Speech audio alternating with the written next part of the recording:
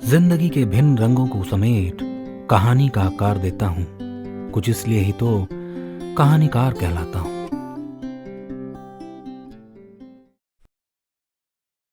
मित्रों, हमारी कहानियां सुनने के लिए हमारा चैनल सब्सक्राइब करना और बेल आइकन दबाना ना भूलें।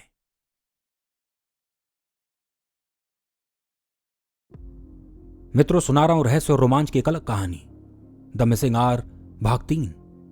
अब तक आपने सुना डिटेक्टिव बुमराह एक नए केस के सिलसिले में उस लड़की से मिलते हैं जिसका यह कहना था कि हर रात 2 से 3 बजे के बीच उसकी आंख खुल जाती है, पर जब वो सुबह उठती है तो उसके घर के दरवाजे खुले मिलते हैं और कोई मरा हुआ जानवर उसके बिस्तर के नीचे मिलता है। पर उसे कुछ याद नहीं होता कि उसने बीती रात क्या किया।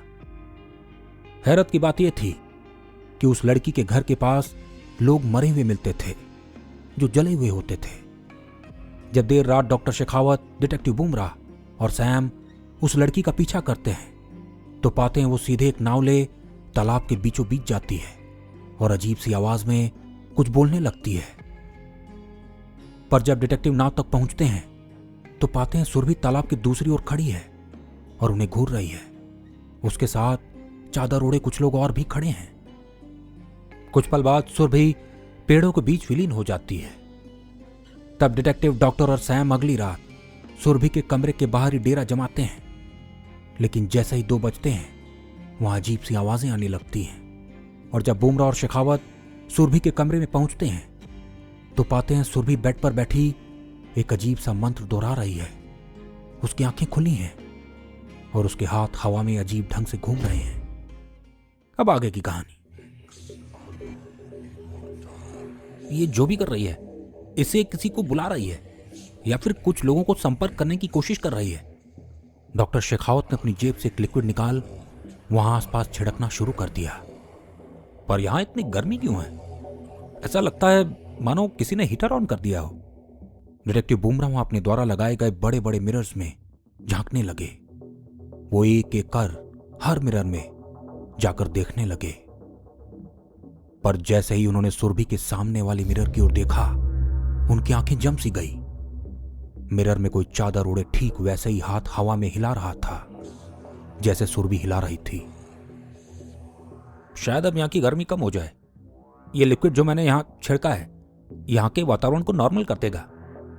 डॉक्टर खुद भी पसीने में भीग चुके थे। डिटेक्टिव बुमराह ने धीरे से डॉक्टर को सामने के मिरर में देखने को कहा। कोई है, ठीक खिड़की के बाहर खड़ा है, थोड़ा छुपा हुआ सा। मुझे ऐसा लग रहा है उसका सुरभि पर कब्जा सा है। सुरभि वही कर रही है जो कर रहा है। डॉक्टर शेखावत ने जब मिरर में देखा तो बोल पड़े, इस विधि को हम भंग नहीं कर सकते। यह बहुत ही पुरानी सभ्यता की एक खास विधि है और सुरभि इस समय जीवित और मृत दोनों दुनिया के बीच में है। अगर हमने विघ्न डाला तो इसकी मृत्यु भी हो सकती है। अचानक सुरभि उठ खड़ी हुई और कमरे से बाहर निकल गई। आज उसके चलने का ढंग थोड़ा अजीब लग रहा था, मानो वो बस अपनी एड़ियों पर चल रही हो और बीच बीच में उसके कदम जमीन पर पड़ ही नहीं रहे थे। वो सीधे उसी तालाब पर पहुंच गई। डिटेक्टिव, डॉक्टर और सैम तीनों दबे पांव उसका पीछा करते वहां आ गए। सुरभि फिर से वही नाव खींच तालाब के बीचों बीच पहुंच गई, पर आज उसने कुछ बोलने के बजाय नाव को आग लगा दी। भयानक अग्नि उस नाव को घेर चली थी। वो जल जाएगी, हमें उसे बचाना चाहिए। सैम सहम सा गया था। कुछ नहीं होगा उसे। कोई है जो उसे ये सब करवा रहा है। हमें तालाब के दूसरी ओर चलना चाहिए। सुरभि अब हमें वहीं मिलेगी। आओ मेरे साथ। बुमराह कच्चा रास्ता ले आगे बढ़ गए। पर वो तो नाव पर थी। सैम असमंजस में था। डिटेक्टिव ठीक कह रहे हैं, हमें उनके साथ चलना चाहिए, वो भी बिना किसी देरी के। शेखावत ने सैम को उनके साथ चलने का इशारा किया। जब तीनों वहां पहुंचे तो पाया सुरभि एक गोलाकार आकृति के बीच में बैठी है और उसके चारों ओर राख ही राख बिछी है। कुछ लोग चादर ओढ़े उसको घेरे खड़े थे। अचानक उन्हीं के बीच से एक छवि सुरभि की ओर बढ़ी और उसके माथे पर हाथ रख दिया। उसके ऐसा करते ही सुरभि जोर जोर से हुंकार भरने लगी, मानो उसके अंदर किसी असीम ऊर्जा का संचार हो गया हो।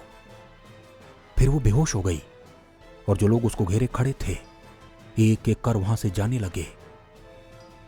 पर एक छवि कुछ देर वहां खड़े सुरभि को देखती रही। फिर उसने डिटेक्टिव बुमरा की ओर देखा और वापस मुड़ जंगल में विलीन हो गई। उसे पता कैसे लगा हम यहां हैं?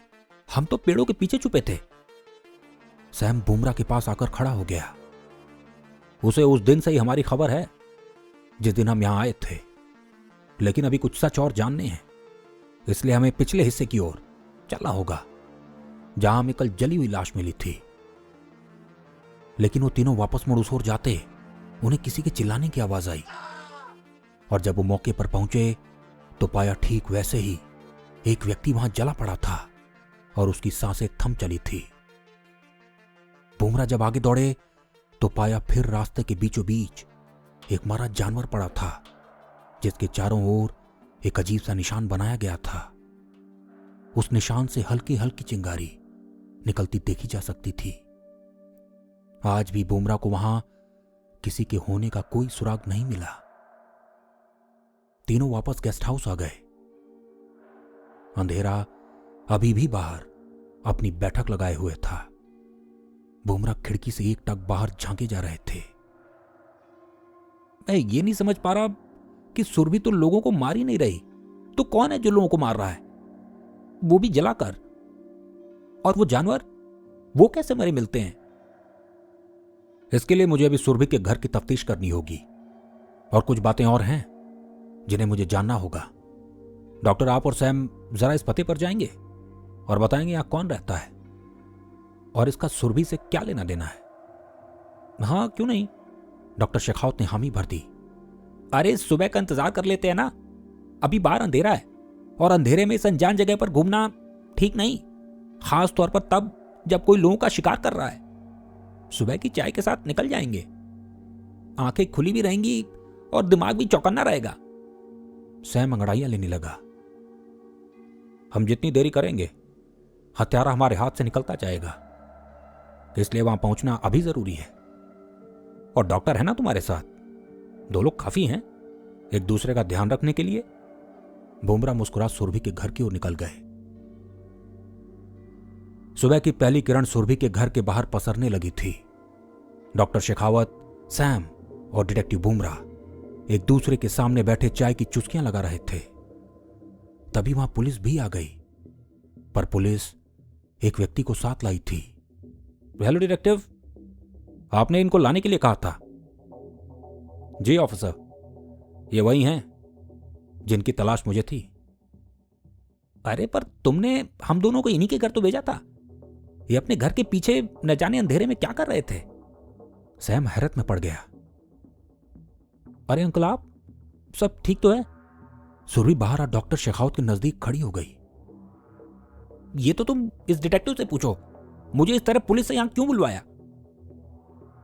ऑफिसर, ये वही आदमी है जिसकी वजह से आपको जली हुई लाशें मिलती थी, वो भी सुरभि के घर के तालाब के पास। आपको सबूत कुछ ही देर में मिल जाएंगे, आप इन्हें यहां से ले जा सकते हैं। ये कोई षड्यंत्र है, मुझे फंसाया जा रहा है। सुरभि, ये तुम क्या कर रही हो? पुलिस सुरभि के अंकल को वहां से खींच कर ले जाने लगी। डिटेक्टिव, ये सब क्या है? सुरभि परेशान हो चली थी। मुझे तुम्हारे रात के गायब हुए 1 घंटे का राज पता चल गया है और मुझे यकीन है कल रात के बाद तुम्हें भी कुछ तो पता चल गया है। मैं समझी नहीं। तुम्हारे दादाजी मरे नहीं हैं। वो छवि जो देर रात तुम्हारे घर में जाती थी वो कोई और नहीं, तुम्हारे ग्रैंडफादर हैं और वो जिंदा हैं। मतलब उस रात जिसको हमने घर में घुसते देखा था वो सुरभि के दादाजी थे? सैम बीच में कूद पड़ा। हां, और उनके पास कुछ ऐसी विरासत थी जिसको वो सुरभि को देना चाहते थे और शायद कल रात दे भी दिया। कैसी विरासत? इसका जवाब तो डॉक्टर शेखावत ही देंगे। स्पिरिट्स, यानी आत्माओं से बात करने की क्षमता। सुरभि और उसके दादाजी एक ऐसे समूह से संबंध रखते हैं जो दोनों जहां में रह सकते हैं, मरे हुए भी और जीवित भी। उनकी एक धारणा है, ये एक अकेला ऐसा समूह है जो शताब्दियों से अपनी प्रथा चलाता आ रहा है और पीढ़ी दर पीढ़ी इसको अपने लोगों के जरिए आगे बढ़ाता जा रहा है। ये एक ऐसी कला का उपयोग करते हैं जिसके जरिए दूसरी दुनिया में जा अपने पूर्वजों और अन्य आत्माओं से बातचीत कर भ्रमण कर सकते हैं। तुम्हारे दादाजी तुमको वही विरासत देना चाहते थे और हर रात तुम्हें अपने प्रयोग से इस दुनिया से बाहर निकाल लेते थे और फिर तुम्हें उस पद्धति यानी जो उस समूह की प्रथा है उससे रूबरू करवाते थे। और कल तुम्हें वो विरासत मिल गई। सुरभि आज आश्चर्यचकित बिल्कुल नहीं लग रही थी। शायद बीती रात उसे अपने पूर्वजों का ज्ञान मिल गया था। तुम्हारे दादाजी जानते थे कि वो अब बूढ़े हो चले हैं और उनका शरीर कभी भी उनका साथ छोड़ सकता है, इसलिए उन्होंने अपनी मृत्यु की सूचना तुम तक पहुंचाई ताकि तुम यहां आ जाओ और वो इस दुनिया से जाने से पहले वो कला तुम्हें सौंप सकें।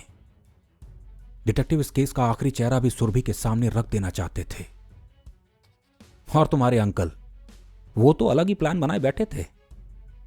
उन्हें पता था कि इस घर में कुछ रहस्यमयी है और तुम्हारी जगह खुद उस विरासत को पा लेना चाहते थे।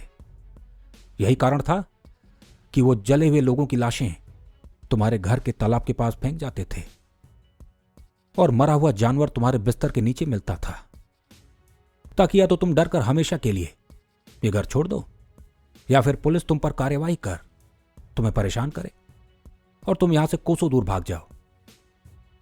वैसे तुम्हारे घर के बेसमेंट में तुम्हारे पूर्वजों की एक किताब है जो दीवार में चुनी हुई है, और अगर तुम्हारे अंकल इस घर पर कब्जा कर लेते तो वो किताब भी उनके हाथ लग जाती। तो क्या सुरभि के अंकल लोगों को मारते थे? सैम का इस बात पर यकीन करना मुश्किल था। नहीं, मरे हुए लोगों की लाशें लेकर बस उन्हें जला देते थे और खुद ही चिल्लाने की आवाज भी निकालते थे।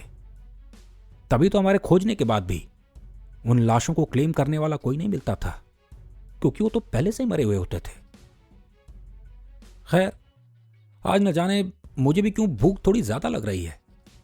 चलें, आज तुम्हारे अंदाज में खान पान करते हैं। बुमरा ने हल्की मुस्कान भर सैम की ओर देखा।